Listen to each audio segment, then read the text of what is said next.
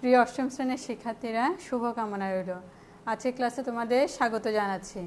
তোমাদের জন্য 30 কার্য দিবসে যে সিলেবাস প্রণয়ন করা হয়েছে, আজকে আমি সেখান থেকে মানব ধর্ম কবিতাটি আলোচনা করব। তাহলে চলো আমরা আজকে ক্লাসটা শুরু করি। মানব ধর্ম কবিতাটা কে লিখেছেন তোমরা ইতিমধ্যে নিশ্চয়ই জানো, যে লালন শাহ। আগে আমরা একটু লালন শাহ সম্বন্ধে জানবো, তারপর ওনার মূল বিষয়বস্তুতে আমরা প্রবেশ করব। লালন শাহ জন্মগ্রহণ করেন 1772 খ্রিস্টাব্দে ঝিনাইদহ, মতান্তরে কুষ্টিয়া। অর্থাৎ কেউ কেউ মনে করেন উনি ঝিনাইদহ নন, উনি কুষ্টিয়াতে জন্মগ্রহণ করেছেন, এজন্য তোমাদের বইয়ে লেখা হয়েছে মতান্তরে কুষ্টিয়া। এরপর আমরা লিখেছি গুরু সিরাজ শাহ। গুরু সিরাজ শাহ শিষ্যত্ব গ্রহণের পরে উনি লালন শাহ নামে সুপরিচিতি অর্জন করেন। এখন এই শিষ্যত্বটা গ্রহণের মাধ্যমে উনি বাউল সাধনা, মরমী সাধনার দিকে আকৃষ্ট হন। এরপর আমরা যদি দেখি ওনার শিক্ষা জীবন, উনি স্কুল কলেজে পড়াশোনা করেননি, কিন্তু তাহলেও উনি বিভিন্ন ধর্মের প্রধান ধর্মীয় গ্রন্থগুলো খুব ভালো করে আত্মস্থ করেছিলেন এবং এই ধর্মীয় গ্রন্থগুলো জানার মাধ্যমে এবং নিজের অভিজ্ঞতা এবং উপলব্ধি থেকে উনি নিজে একটি দর্শন প্রচার করেন। এই দর্শনের প্রকাশ পেয়েছে তার গানের মাধ্যমে। এরপর উনি বিশেষ করে বাউল সাধনা এবং বাউল সঙ্গীত রচয়িতাদের মধ্যে শীর্ষস্থানে পৌঁছে যায়। তখনই মানুষজনের মধ্যে বাউল সম্বন্ধে নানা রকমের আগ্রহের সৃষ্টি হয়। এরপর উনি মৃত্যুবরণ করেন 1890 খ্রিস্টাব্দে কুষ্টিয়া ছেউরিয়ায়। তাহলে আজকে তোমাদের যে কবিতাটা আছে মানব ধর্ম, এই মানব ধর্ম কবিতার যে সব লোকে কয় লালন কি জাত সংসারে, এটা আসলে ওনার একটা গান। এই গানটাকে তোমাদের বইয়ে কবিতা হিসেবে গৃহীত হয়েছে। তাহলে আমরা এতক্ষণ জানলাম লালন শাহর জীবন সম্বন্ধে। এখন আমরা ওনার মূল কবিতাটার ভিতরে প্রবেশ করব।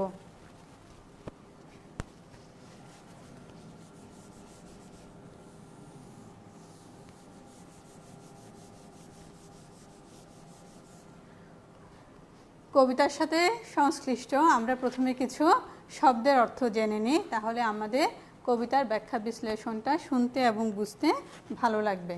তাহলে আমার সাথে সাথে তোমরা লিখে নাও।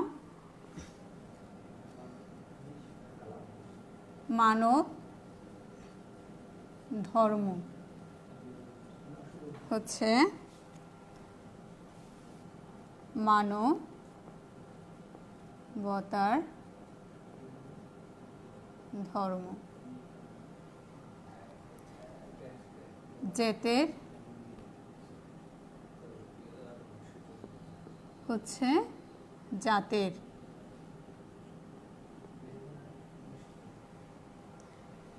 এখানে জাতি বা ধর্মকে বোঝানো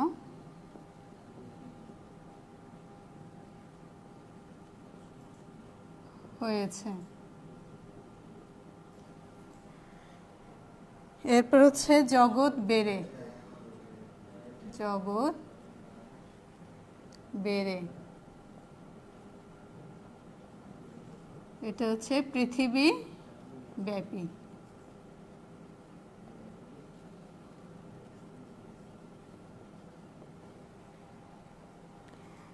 যেতে ফাতা, জাত বা ধর্মের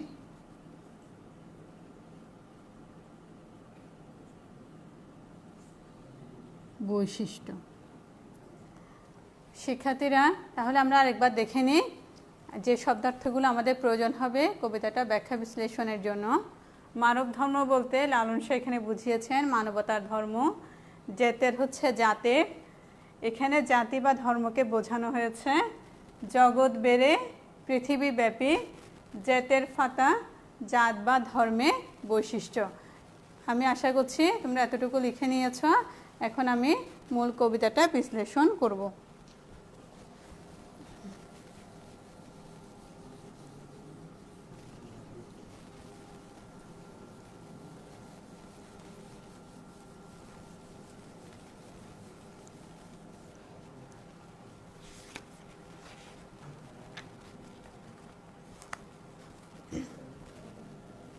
দেখি তোমরা লেখো। সব লোকে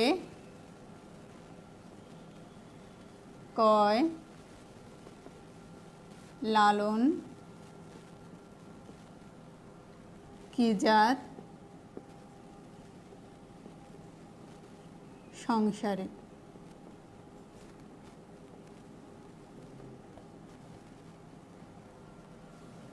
লালন কয়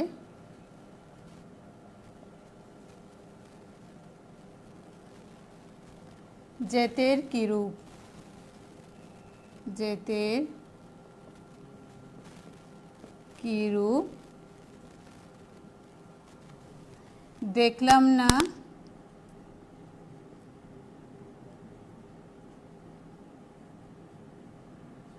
এ নজরে।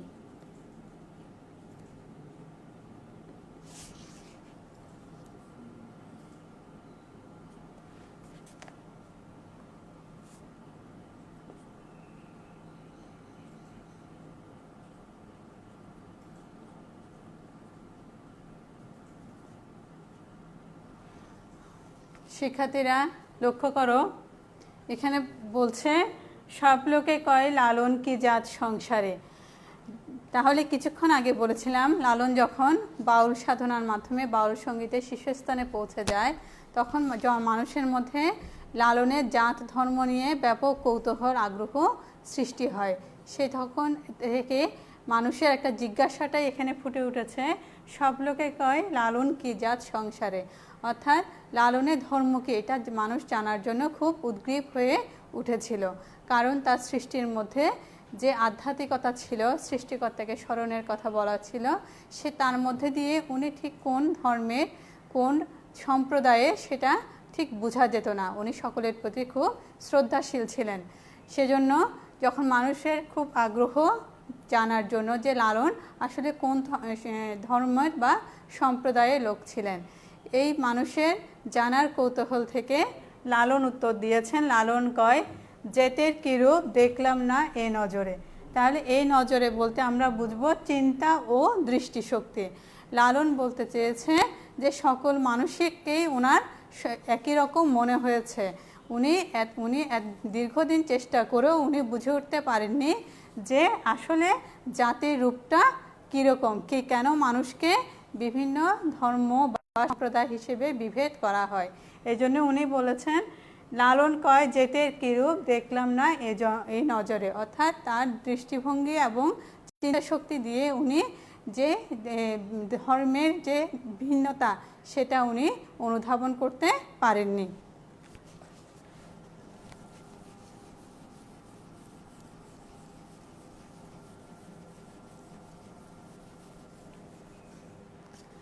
কেউ মালা কেউ মালা কেউ তসবি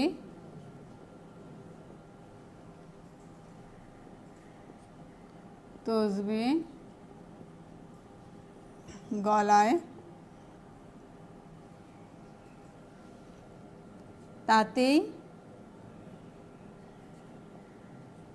তাতেই কি জাত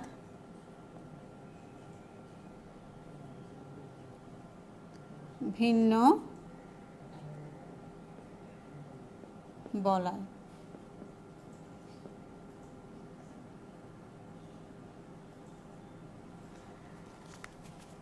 লালন এখানে বলতে চেয়েছেন কেউ মালা কেউ তসবি গলায় তাতেই কি জাত ভিন্ন বলায়। এখানে কিছু বৈশিষ্ট্য দিয়ে আমরা জাতের ভিন্নতাগুলো বুঝতে পারি। যেমন হিন্দু সম্প্রদায়ে যারা মুনি ঋষিরা আছেন ওনারা রুদ্রাক্ষ ব্যবহার করে, ঠিক একইভাবে যারা মৌলভী সাহেবরা আছেন ওনারা হাতে সবসময় একটা তসবি গুনেন। লালন বলতে চেয়েছেন এটা মানুষের একটা বাহ্যিক রূপ, তাহলে এই জীবন আচরণের মধ্য দিয়েই মানুষকে শুধু এর থেকে সে পৃথক এটা করাটা উচিত নয়। এজন্যই বলেছে কেউ মালা কেউ তসবি গলায় তাতেই কি জাত ভিন্ন বলায়। এই কথাটা দিয়ে লালন ওই বিষয়টাই বোঝাতে চেয়েছেন প্রত্যেকে যে কিছু নিজস্ব বৈশিষ্ট্য দিয়ে ধর্মীয় যে আচরণগুলো প্রকাশ করে এতে মানুষে ভিন্নতা করাটা উচিত নয়।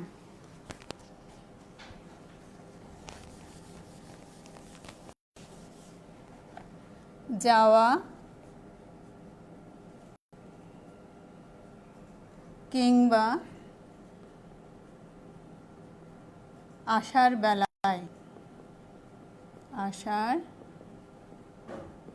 বেলায় জেতের চিহ্ন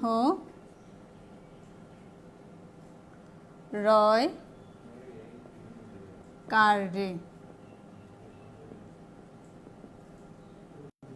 দেখো এখন লালন আমাদেরকে চিন্তার ওই জগৎটাতেই নিয়ে যাচ্ছে, ওই কেন্দ্রবিন্দুতে নিয়ে যাচ্ছে। এখানে যাওয়া কিংবা আসার বেলায়, এখানে যাওয়া এবং আসাকে বোঝাচ্ছে মানুষের জন্ম এবং মৃত্যুর সময়টাতে। একটা সদ্যজাত শিশু যখন জন্ম নেয় তখন তার গায়ে কিন্তু কোনো জাতি ধর্ম বর্ণের কোনো চিহ্ন থাকে না। ঠিক একইভাবে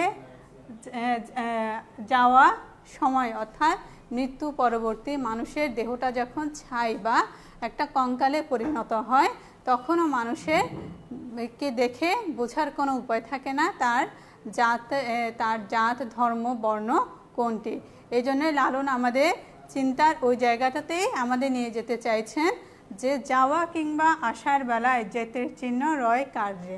অর্থাৎ যে একটা মানুষ যেভাবে ঠিক জন্ম নেয়, সদ্যজাত শিশু যেভাবে জন্ম নেয়, সে তার শিশু কৈশোর যৌবন তারুণ্য তারপরে বার্ধক্য সব কিছু শেষে গিয়ে যখন আবার সেই জীবনের অন্তিম লগ্নে সে যখন অসুস্থ হয়ে পড়ে ঠিক তার আচার আচরণ সব কিছুই তার শিশুর মতো হয়ে যায় এবং মৃত্যুর পরে সে একটা মানুষের যেভাবে জন্ম নেয় ঠিক তার বিদায়টা হয়ে যায় ঠিক সেভাবে। এই জন্য বলছে যাওয়া কিংবা আসার বেলায় জাতের চিহ্ন রয় কার্যে।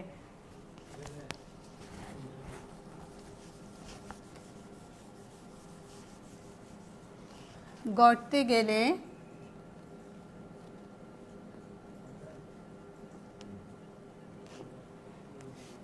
কূপ জল কয়,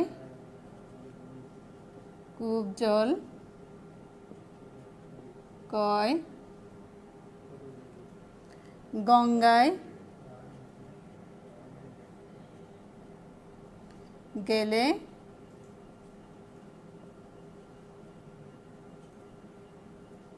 গঙ্গা জল হয়। দেখো জল বা পানি আমরা জানি যেখানে রাখা হয় সেই পাত্রের আকারটা ধারণ করে। যখন জল বা পানি কোনো কুয়ায় থাকে তখন আমরা সেটাকে বলি কুয়ার পানি বা কুয়ার জল। ঠিক সেই পানিটা যখন গঙ্গা নদীর মধ্য দিয়ে প্রবাহিত হয় তখন সেটাকে আমরা বলি গঙ্গা জল। আর আমরা জানি হিন্দু সম্প্রদায়ের অত্যন্ত পবিত্র একটা জল হচ্ছে গঙ্গা জল। তাহলে দেখো জল বিষয়টা কিন্তু মূল বিষয়টা একই। এটা যখন গর্ত বা কুয়ায় থাকে তখন সেটাকে আমরা বলছি কুয়োর জল, আর যখন একই জিনিস গঙ্গার মধ্য দিয়ে প্রবাহিত হচ্ছে তখন সেটাকে আমরা বলছি গঙ্গা জল। তাহলে লালন বারবার আমাদেরকে যে জিনিসটা বোঝাতে চেয়েছে সেটা হচ্ছে যে মানুষের পরিচয় মনুষ্যত্ব এবং তার ধর্ম হওয়া উচিত মানবতা। সেই কথাটাই উনি বিভিন্ন রূপক অলঙ্কার উপমার মাধ্যমে কবিতায় ফুটিয়ে তুলছেন। আশা করছি তোমরা এতটুকু বুঝতে পেরেছো। আমরা পরের অংশে যাই।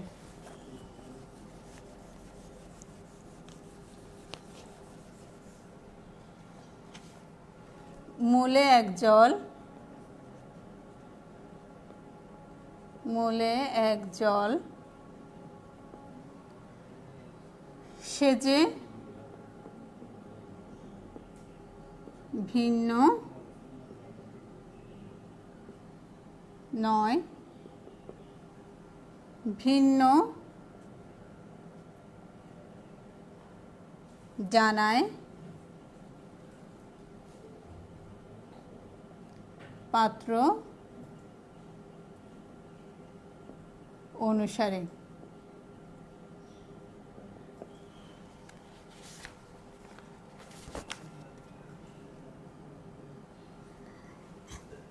কিছুক্ষণ আগে যেটা বলছিলাম যে মূল বিষয় কিন্তু একই, কিন্তু সেটা ভিন্ন হয় ভিন্ন ভিন্ন জায়গায় অবস্থানের কারণে। ঠিক একইভাবে বলছে মূলে এক জল, সে যে ভিন্ন হয়, ভিন্ন জানায় পাত্র অনুসারে। অর্থাৎ এর মধ্যে দিয়ে লালন শাহ বলতে চেয়েছেন একটা শিশু জন্ম নেয় স্বাভাবিকভাবে, কিন্তু তার অবস্থানগত কারণে সে বিভিন্ন ধর্মের অনুসারী হয়ে ওঠে। এই কথাটাই লালন শাহ কবিতার মাধ্যমে ফুটিয়ে তুলেছে। মূলে এক জল, সে যে ভিন্ন নয়, ভিন্ন জানায় পাত্র অনুসারে। অর্থাৎ আমাদের প্রত্যেকে রক্তের বর্ণ কিন্তু লাল, তাই না? আমরা যখন বিভিন্ন গণমাধ্যমে দেখি কোনো মুমূর্ষ ব্যক্তিকে বাঁচাতে এগিয়ে আসুন, তখন বলা হয় কি, শুধু রক্তের গ্রুপ বলে দেওয়া হয় এবং জরুরি প্রয়োজনে সবাইকে মানবতার হাত বাড়িয়ে দিতে উদার্ত আহ্বান করা হয়। তাহলে সেখানে কিন্তু আমরা দেখি না যে সে ওই সম্প্রদায়ের বা ওই ধর্মের মানুষের রক্তের প্রয়োজন। শুধু আমরা দেখি একজন মুমূর্ষ রোগীকে বাঁচাতে এগিয়ে আসুন। ঠিক এই কথাটাই লালন তার কবিতার মধ্যে বলতে চেয়েছে যে মানুষের সবচেয়ে বড় পরিচয় তার মানবতা। তাহলে দেখো,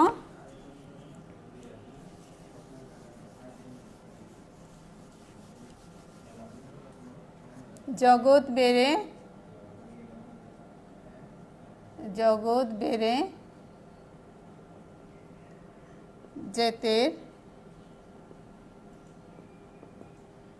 যেতের কথা লোকে গৌরব করে যথা তথা। তাহলে দেখো, জগৎ বেড়ে, তোমাদের প্রথমে লিখিয়েছিলাম অর্থটা মনে আছে? ঠিক বলেছ। তাহলে পৃথিবীব্যাপী। তাহলে লালন বলছে পৃথিবীব্যাপী মানুষেরা প্রত্যেকে যে নিজস্ব জাত ধর্ম নিয়ে গৌরব করে, আত্মপ্রশংসা করে, কিন্তু এটা আসলে ঠিক নয়। মানুষের মূল পরিচয় সে একজন মানুষ। এই জন্য লালন বলছে জগৎ বেড়ে যেতের কথা লোকে গৌরব করে যথা তথা। তাহলে দেখা যায় মানুষ যে তার ধর্ম সম্প্রদায় নিয়ে যে গৌরব করে, অহংকার করে, সেটা লালনের দৃষ্টিতে সঠিক নয়।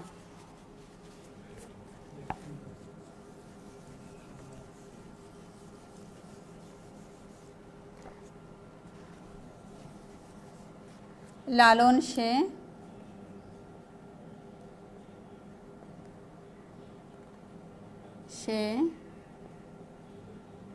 যেতের ফাতা বিকিয়েছে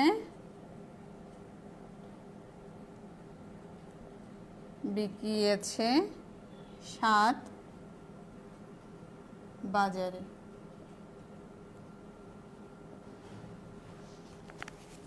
শব্দের অর্থটা আমরা জেনেছিলাম, জেতের ফাতা অর্থ যে কোনো ধর্ম বা জাতের বৈশিষ্ট্য স্বরূপ।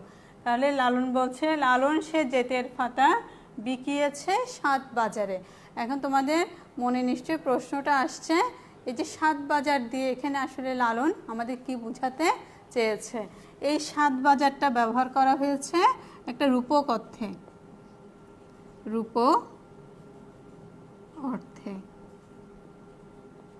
আর বিকিয়েছে হচ্ছে বিক্রি করেছে।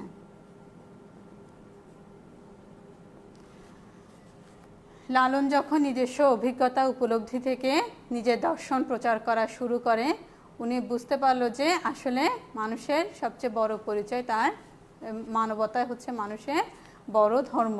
সেজন্য বলছে তার যে নিজস্ব জন্মের সময় সে যিনি যে ধর্মের অনুসারী ছিলেন এটা উনি বিক্রি করে দিয়েছেন। বিক্রি করে দিয়েছেন কোথায়? বিকিয়েছেন সাত বাজারে।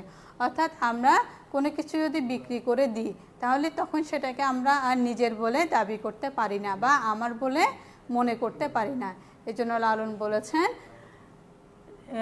লালন সে জেতের ফাতা বিকিয়েছে সাত বাজারে। তাহলে সাত বাজারে উনি ওনার জাত ধর্মকে বিক্রি করে দিয়েছে। উনি একটা ধর্মতেই বিশ্বাস করেন, সেটা হচ্ছে আমাদের মানব ধর্ম। তাহলে শিক্ষার্থীরা আজকে আমরা জানলাম যে লালন শাহ দৃষ্টিতে মানব ধর্ম কবিতাটা তাৎপর্য। এখন এই কবিতাটা থেকে আমরা যে জিনিসটা শিখলাম সেটা তোমরা লিখে নাও।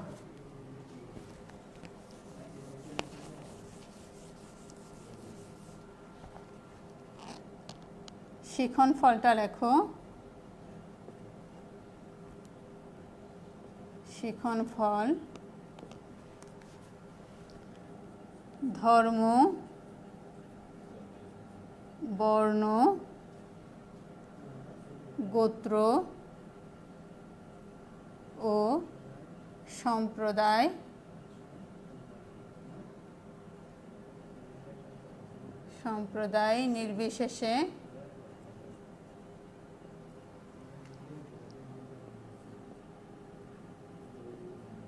নির্বিশেষে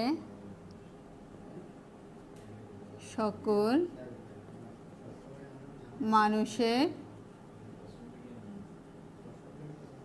প্রতি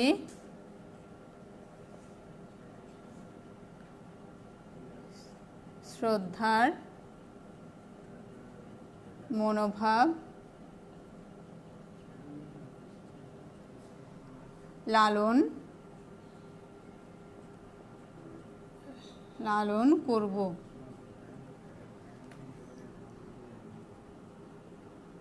এবং তার তাৎপর্য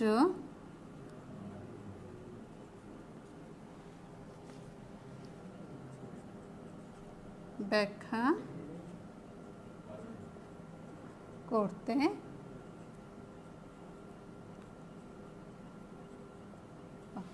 পারব। শিক্ষার্থীরা লিখেছ নিশ্চয়।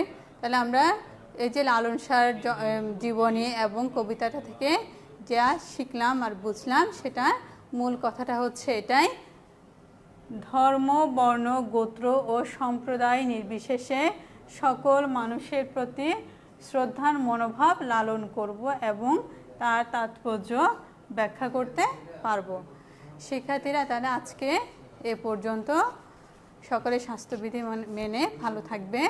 আগামী ক্লাসে তোমাদের যে নতুন সিলেবাস দেওয়া হয়েছে সেখান থেকে আরেকটি বিষয় আমরা আলোচনা করব। সবাইকে ধন্যবাদ।